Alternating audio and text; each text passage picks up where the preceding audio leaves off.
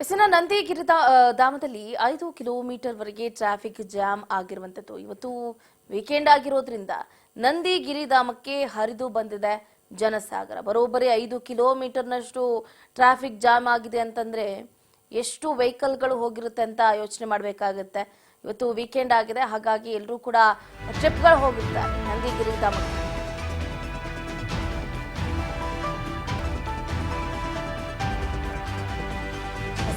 ಏನು ಚಿಕ್ಕಬಳ್ಳಾಪುರದ ನಂದಿ ಬೆಟ್ಟದಲ್ಲಿ ಸುಮಾರು 5 ಕಿಲೋಮೀಟರ್ವರೆಗೂ ಕೂಡ ಫುಲ್ ಟ್ರಾಫಿಕ್ ಜಾಮ್ ಆಗ್ತಿದೆ. ಇವತ್ತು ವೀಕೆಂಡ್ ಆಗಿರೋದ್ರಿಂದ ನಂದಿ ಬೆಟ್ಟಕ್ಕೆ ಜನಸಾಗರವೇ ಹರಿದು ಬರುತ್ತೆ. ವೀಕ್ ಡೇಸ್ ಅಲ್ಲೂ ಹಾಗೆ ಇರುತ್ತೆ, ಬಟ್ ವೀಕೆಂಡ್ ಅಂತ ಅಂದಾಗ ತುಂಬಾ ಜನ ಇದು ಒಂಥರ ಹೆಂಗೆ ಅಂದ್ರೆ ಹಾಟ್ ಸ್ಪಾಟ್ ಅಂತಾನೆ ಹೇಳ್ಬೋದು.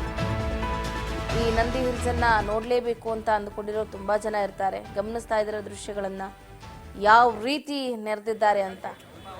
ಈ ಸಂದರ್ಭದಲ್ಲಿ ಮಳೆ ಆಗ್ತಾ ಇರುತ್ತೆ.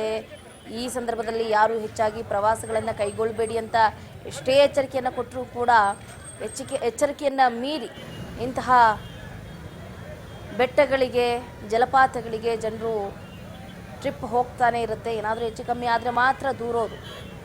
ಯಾವುದೇ ರೀತಿಯಾದಂಥ ಮುಂಜಾಗ್ರತಾ ಕ್ರಮಗಳನ್ನು ತಗೊಳ್ಳಲ್ಲ ಸರ್ಕಾರ ಅಂತ. ಇಲ್ಲಿ ಆ್ಯಕ್ಚುಲಿ ಹೇಳಬೇಕಂತಂದರೆ ಈ ಸಂದರ್ಭದಲ್ಲಿ ಕಾಲುಗಳು ಜಾರ್ತಾ ಇರುತ್ತೆ, ಬಂಡೆಗಳು ಜಾರ್ತಾ ಇರುತ್ತೆ. ಬೆಟ್ಟದ ಮೇಲೆ ಹೋಗುವಂತಹ ಸಂದರ್ಭದಲ್ಲಿ ಸ್ವಲ್ಪ ಸ್ಕಿಡ್ ಆದರೂ ಕೂಡ ಅನಾಹುತ ಸಂಭವಿಸುತ್ತೆ.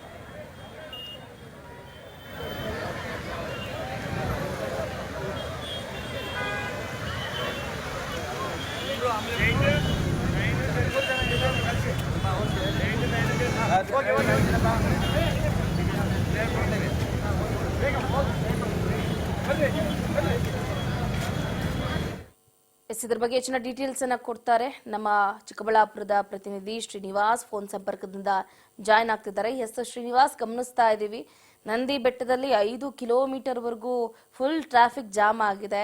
ಹೆಚ್ಚಿನ ಅಪ್ಡೇಟ್ಸ್ ಏನಿದೆ ಅಂತ? ಹೌದು ಚಂದ್ರಕಲಾ, ಏನು ಒಂದು ಚಿಕ್ಕಬಳ್ಳಾಪುರ ಅಂದ್ರೆ ಸಾಕು, ಒಂದು ಪ್ರವಾಸಿಗರಿಗೆ ಒಂದು ಐತಿಹಾಸಿಕ ಸ್ಥಳ ಅಂತಾನೆ ಹೇಳ್ಬೋದು. ಯಾಕಂದ್ರೆ ಚಿಕ್ಕಬಳ್ಳಾಪುರದಲ್ಲಿ ಪ್ರಮುಖವಾಗಿ ಏನು ನಂದಿಗಿರಿಧಾಮ ಮತ್ತೆ ಈಶಾ ಫೌಂಡೇಶನ್ ಮತ್ತೆ ಇನ್ನು ಹಲವಾರು ಪ್ರವಾಸಿ ತಾಣಗಳಿರುವಂತ ಒಂದು ಚಿಕ್ಕಬಳ್ಳಾಪುರ ಒಂದು ಪ್ರವಾಸಿ ತಾಣ ಆಗಿರೋದು. ಅದೇ ರೀತಿಯಲ್ಲಿ ಏನೊಂದು ಚಿಕ್ಕಬಳ್ಳಾಪುರ ಜಿಲ್ಲೆಯಲ್ಲಿ ವೀಕೆಂಡ್ ಆದ್ರೆ ಸಾಕು, ಏನೊಂದು ಪ್ರವಾಸಿಗರು ಬಹಳಷ್ಟು ಸಂಖ್ಯೆಯಿಂದ, ಏನು ಸಾವಿರಾರು ಸಂಖ್ಯೆಯಿಂದ ಒಂದು ಹರಿದು ಬರುವಂತ ಒಂದು ಜನ ಇಲ್ಲಿ ನೋಡಬಹುದು ನಾವು. ಏನು ನಂದಿಗಿರಿ ಧಾಮದಲ್ಲಿ ಏನು ವೀಕೆಂಡ್ ಬಂದ ಒಂದು ಹಿನ್ನೆಲೆಯಿಂದನೇ ಶನಿವಾರದಿಂದ ಮತ್ತು ಭಾನುವಾರದವರೆಗೂ ಏನು ಸಾವಿರಾರು ಸಂಖ್ಯೆಯಲ್ಲಿ ಹೆಚ್ಚಿನದಲ್ಲಿ ನಂದಿ ಬೆಟ್ಟಕ್ಕೆ ನೋಡಲು ಪ್ರವಾಸಿಗರು ಆಗಮಿಸುತ್ತಾರೆ. ಆ ಪ್ರವಾಸಿಗರ ಆಗಮನದಿಂದ ಬಹಳಷ್ಟು ಏನು ನಂದಿಗಿರಿ ಧಾಮ ವರ್ಗ ಏನು ಕೆಳಗಡೆ ಒಂದು ಏನು ಮಿರ್ಜಾ ಸರ್ಕಲ್ ಇಂದ ಹಿಡಿದು ಒಂದು ಸರಾಸರಿ 5 ಕಿಲೋಮೀಟರ್ ವರೆಗೂ ಟ್ರಾಫಿಕ್ ಜಾಮ್ ಆಗುವಂತದ್ದು ನೀವು ದೃಶ್ಯಗಳು ನೋಡ್ತಿರ್ಬೋದು. ಆದ್ರೆ ಏನು ಬೆಳಗ್ಗೆ ಒಂದು ಏನು 3 ಗಂಟೆಯಿಂದನೇ ಒಂದು ಚಾಲನೆ ಆಗಿರುವಂತ ಈ ನಂದಿ ಬೆಟ್ಟ ಬಹಳಷ್ಟು ಏನು ಈ ಬೆಂಗಳೂರು ಆಗ್ಬೋದು, ಬೇರೆ ಬೇರೆ ಪ್ರವಾಸಿ ಬೇರೆ ಬೇರೆ ಪ್ಲೇಸ್ಗಳಿಂದ ಬರುವಂತ ಒಂದು ನಂದಿ ಬೆಟ್ಟ ಇದಾಗಿರುವಂತದ್ದು ಚಂದ್ರಕಲಾ. ಆದ್ರೆ ಇವತ್ತು ವೀಕೆಂಡ್ ಅನ್ನೋ ಸಂದರ್ಭದಲ್ಲಿ ಏನು ಒಂದು ಫ್ಯಾಮಿಲಿಯ ಒಂದು ಏನು ಸೋಮವಾರದ ಹಿಡಿದು ಶನಿವಾರವರೆಗೂ ಸರ್ಕಾರಿ ಕಚೇರಿಗಳಾಗ್ಬೋದು ಮತ್ತೆ ಆಫೀಸ್ಗಳಾಗ್ಬೋದು ಮತ್ತೆ ಏನು ಅವರವರ ಪ್ರೈವೇಟ್ಗಳಲ್ಲಿ ಅವರು ಸ್ವಲ್ಪ ಬಿಸಿ ಆಗ್ತದೆ. ಆದ್ರೆ ಇವತ್ತು ಒಂದು ದಿನ ಆದ್ರೂ ಲೈಫ್ ಒಂದ್ ಸ್ವಲ್ಪ ಚೇಂಜ್ ಮಾಡ್ಕೊಂಡು ಒಂದ್ ಸ್ವಲ್ಪ ನೆಮ್ಮದಿ ಪಡ್ಕೊಳ್ಳೋಣ ಅಂತ ಒಂದು ಕೆಲವೊಂದು ಕುಟುಂಬಗಳಿಗೆ ಚಿಕ್ಕಬಳ್ಳಾಪುರವು ಬಹಳಷ್ಟು ಒಂದು ಐತಿಹಾಸಿಕ ಸ್ಥಳ ಆಗಿರ್ಬೋದು. ನಾವು ನೋಡ್ತಿರ್ಬೋದು, ಈಗ ಏನು ಈ ಭಾನುವಾರ ಬಂತು ಸಾಕು, ಸರಾಸರಿ ಎಲ್ಲಿ ಇಲ್ಲದ ವಾಹನಗಳು ನಂದಿ ಬೆಟ್ಟಕ್ಕೆ ಹೋಗುವ ಒಂದು ಪ್ರಯತ್ನ ಮಾಡ್ತೀವಿ. ಆದ್ರೆ ಈ ಸರಾಸರಿ 5 ಕಿಲೋಮೀಟರ್ ಜಾಮ್ ನಿಂದ ಏನು ಈ ಬಂದಿರುವಂತಹ ಪ್ರವಾಸಿಗರು ಬಹಳಷ್ಟು ಏನು ಈ ಟ್ರಾಫಿಕ್ ನಿಂದ ಸಿಲುಕಿ ಒಂದ್ ಸ್ವಲ್ಪ ರಾದಂತ ಆಗಿರ್ಬೋದು. ಇದನ್ನು ಏನು ಈ ನಂದಿಗಿರಿ ಧಾಮವು ಪೊಲೀಸ್ ಏನು ಬಹಳಷ್ಟು ಇದ್ದಾರೆ, ಬಟ್ ಅವ್ರಿಗೂ ಯಾವ್ದೇ ತರ ಒಂದು ಟ್ರಾಫಿಕ್ ಕಂಟ್ರೋಲ್ ಮಾಡೋದಕ್ಕೆ ಆಗುತ್ತಿಲ್ಲ. ಹಾಗಾಗಿ ಏನು ಈ ಟ್ರಾಫಿಕ್ ಲಕ್ಷಾಂತರ ಜನ ಬಂದು ಇಲ್ಲಿ ನಂದಿ ಬೆಟ್ಟಕ್ಕೆ ಪ್ರವಾಸಿಗರು ಬಂದು ಒಂದು ನೆಮ್ಮದಿಯ ಜೀವನವನ್ನು ಕಳೆಯುವಂಥದ್ದು. ಆದ್ರೆ ಚಿಕ್ಕಬಳ್ಳಾಪುರ ತಾಲೂಕಿನ ನಂದಿಗಿರಿ ಧಾಮವು ಬಹಳಷ್ಟು ದಿನದಿಂದ ದಿನಕ್ಕೆ ಒಂದು ಸುಂದರವಾದ ಒಂದು ಬೆಟ್ಟ ತರ ಕಾಣಿಸ್ಬೋದು. ಇನ್ನು ಏನು ಕಾರುಗಳಲ್ಲಿ ಅಲ್ಲೇ ಒಂದು ಮಿರ್ಜಾ ಸರ್ಕಲ್ ವರೆಗೆ ಸ್ಟಾಪ್ ಮಾಡಿ ಏನು ಗೂಡ್ಸ್ ಗಾಡಿಗಳಲ್ಲಿ ಪ್ರವಾಸಿಗರು ಹೋಗುವಂತಹ ಒಂದು ಪ್ರಯತ್ನವನ್ನು ಮಾಡ್ತಿರುವುದು ಚಂದ್ರಕಲಾ. ಶ್ರೀನಿವಾಸ್, ನಾವು ಇನ್ನೊಂದು ಕೂಡ ಗಮನಿಸಬೇಕಾಗುತ್ತೆ. ಇತ್ತ ಭಾರತೀಯ ಹವಾಮಾನ ಇಲಾಖೆ ಆಗಿರ್ಬೋದು, ರಾಜ್ಯ ಸರ್ಕಾರ ಆಗಿರ್ಬೋದು, ಈ ಸಂದರ್ಭದಲ್ಲಿ ಅಂದ್ರೆ ರಾಜ್ಯದಾದ್ಯಂತ ಅತಿ ಹೆಚ್ಚಿನದಾಗಿ ಮಳೆ ಆಗ್ತಾ ಇದೆ.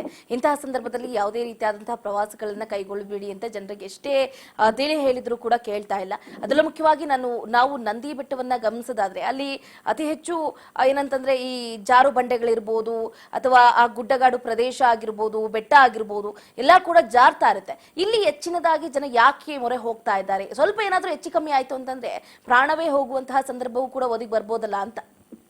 ಹೌದು ಚಂದ್ರಕಾಲ್, ಏನು ಈ ನಂದಿಪೇಟೆ ಅಂದ್ರೆ ಬಹಳಷ್ಟು ಐತಿಹಾಸಿಕ ಸ್ಥಳವಾಗಿರುವುದು. ಆದ್ರೆ ಎಷ್ಟೊಂದು ಪೊಲೀಸ್ ಬಂದೋಬಸ್ತ್, ಟ್ರಾಫಿಕ್ ಪೊಲೀಸರು ಇದ್ರೂ ಸಹ ಪ್ರವಾಸಿಗರು ಅದನ್ನ ರೂಲ್ಸ್ ಬ್ರೇಕ್ ಮಾಡಿ ಸಹ ಅವರು ಹೋಗುವಂತದ್ದು.